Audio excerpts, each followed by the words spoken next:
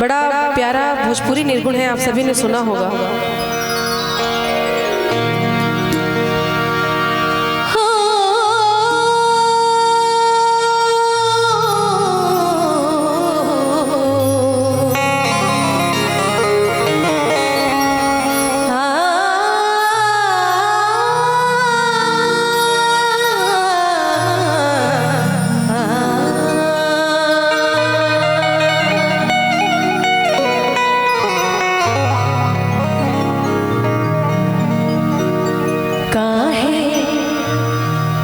माया में भुलाए बाड़ा तोता हो,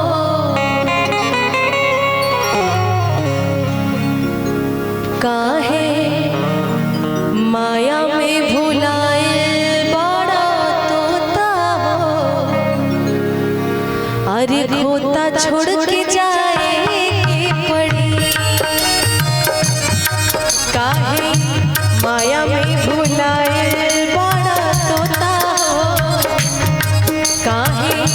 माया में भुलाए बड़ा तोता हो, खोता छोड़ के जाए पड़ी। सगरी स्वार्थ खातिर निमन पार होता हो, सगरी स्वार्थ खातिर निमन पार होता हो, खोता छोड़ के जाए पड़ी। काहे माया में भुलाए बड़ा तोता हो, खोता छोड़ के जाए पड़ी।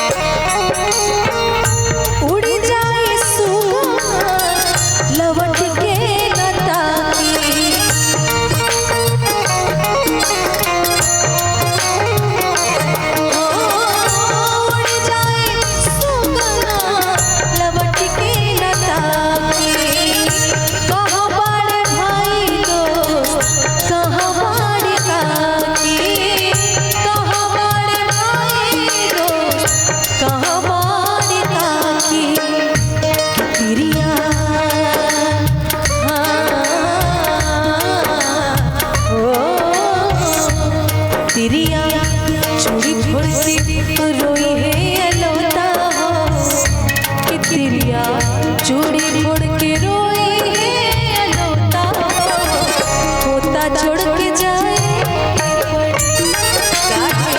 माया में भुलाए बड़ा तोता, होता छोड़ के जाए सगरी स्वार्थ खातिर निमन मोर होता, सगरी स्वार्थ खातिर निमन मोर होता, होता छोड़ के जाए काहे माया में